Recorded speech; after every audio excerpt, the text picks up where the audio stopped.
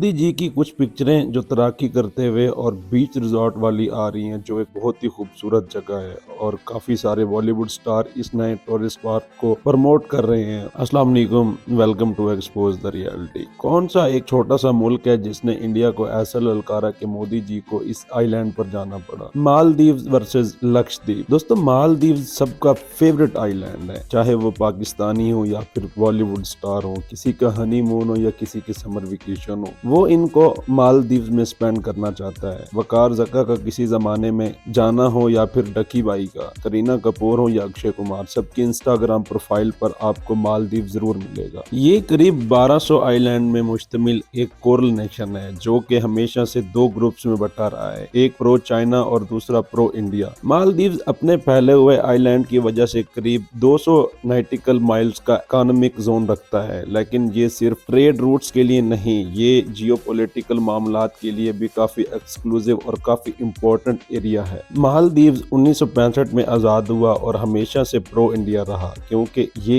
एक British colonialism की एक शेयर्ड हिस्ट्री थी और साथ ही साथ इंडिया ने वक्तन फवक्तन मालदीव की काफी मदद भी की, चाहे वो सिक्योरिटी मामलात में हो या दूसरा दाखिली या खारजी अमूर हो। इंडिया ने मालदीव का हमेशा साथ दिया है। मालदीव क्योंकि एक कोरल आइलैंड रीजन है तो इसकी तमाम तर इकोनॉमी टूरिज्म पे डिपेंड करती है, लेकिन जैसा कि हम जानते हैं ग्लोबल वार्मिंग चल रही है, क्लाइमेट चेंज का एक खतरा है, तो मालदीव में एक बहुत ही अनोखी मीटिंग भी हुई थी कैबिनेट मिनिस्टर्स की और प्रेसिडेंट की, जो कि पानी के अंदर की गई थी। वो एक सिंबॉलिक मीटिंग थी, ये बताने के लिए कि अगर हमने कार्बन एमिशन और कार्बन न्यूट्रलिटी की तरफ नहीं गए तो आने वाले वक्तों में करीब 2050 में मालदीव इसके कई 100 आइलैंड पानी के अंदर डूब जाएंगे। मालदीव हमेशा से इंडिया कैंप में रहा, लेकिन ये सब चेंज भी हुआ 2013 में जब मोहम्मद वहीद वहां के प्रेसिडेंट बने, जो कि प्रो चाइना थे, और चाइना ने फिर $500 बिलियन की इन्वेस्टमेंट की, जिसमें $150 मिलियन के न्यू हाउसिंग डेवलपमेंट्स उनको लोन की सूरत में प्रोवाइड की। लेकिन जब 2018 के इलेक्शन हुए तो दोबारा प्रो इंडिया रिजीम आ गई और सब कुछ पीछे चला गया। 2023 में मोहम्मद मोइजो, जो कि एक प्रो चाइना लीडर हैं, उन्होंने एंटी इंडिया कैंपेन रन करके इलेक्शन जीते, दोबारा पावर में आए। मोहम्मद मोइजो की जो इलेक्शन कैंपेन थी उसका स्लोगन था इंडिया आउट, क्योंकि इंडियन ट्रॉप्स मौजूद हैं मालदीव में जो उनको रेस्क्यू सपोर्ट देती हैं, उनके हेलीकॉप्टर्स हैं मैरिज टाइम सपोर्ट देते, ख्वाह वो स्मगलिंग के खिलाफ हो या दूसरे मामलात हो। लेकिन मोहम्मद मोइजो चाहते हैं कि 2013 से 2018 वाली प्रो चाइना पॉलिसी दोबारा लागू हो जाए, इसलिए उनका स्लोगन था इंडिया आउट। अब जब मालदीव से इस तरह की बातें आने लगी तो यहाँ खेला मोदी जी ने एक मास्टर स्ट्रोक, जिन्होंने मालदीव को मेंशन किए बगैर पहुंच गए लक्षद्वीप और वहां से ये फोटेजेस और ये तस्वीरें जारी की।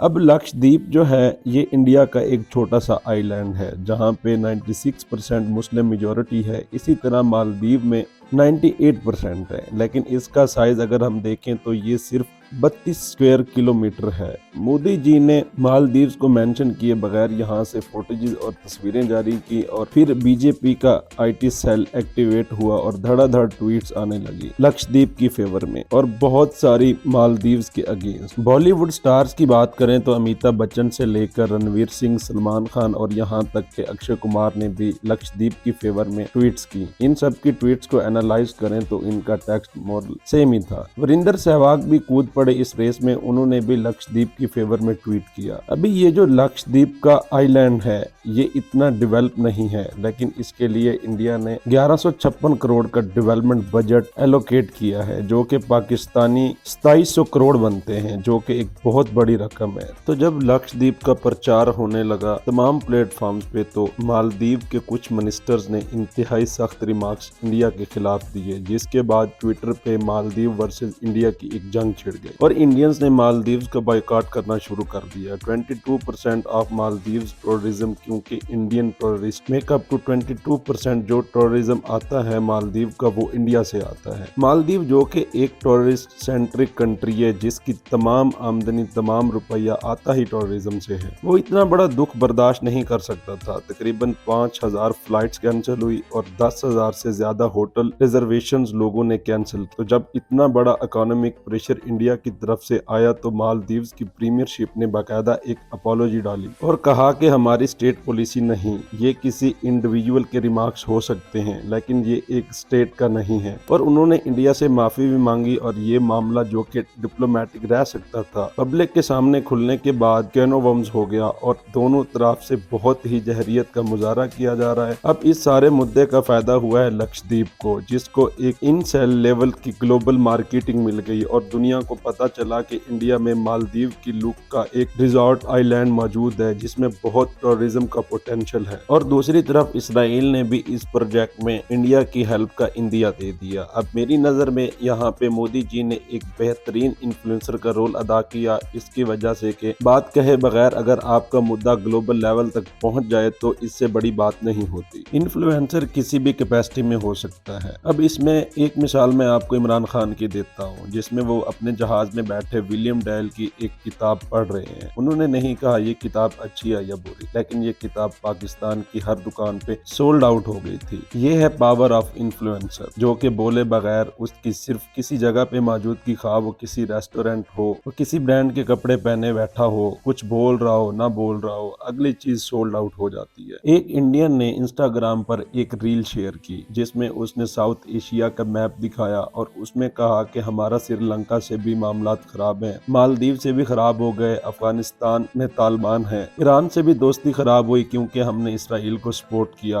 और पाकिस्तान हमेशा से बड़ा दुश्मन है, नेपाल से भी हमें मसला है, म्यांमार से भी हमारा मसला चल रहा है, चाइना का इधर इंटरवेंशन बहुत ज्यादा है, इन मुल्कों में तो इंडिया क्या आइसोलेट हो रहा है।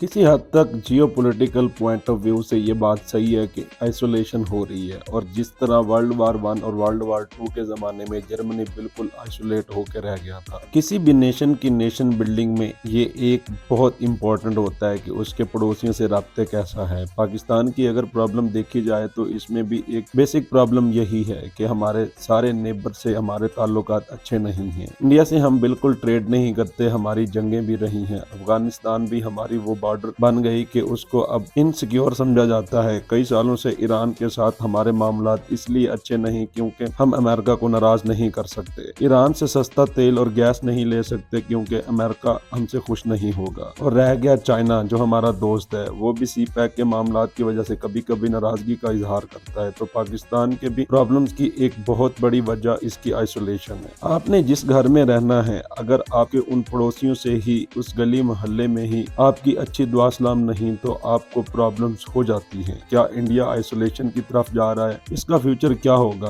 और लक्षद्वीप का फ्यूचर क्या होगा? कमेंट करके जरूर बताइएगा, अपनी राय से जरूर आगाह कीजिएगा। मजीद ऐसी वीडियोस देखने के लिए देखते रहें एक्सपोज द रियलिटी। शुक्रिया।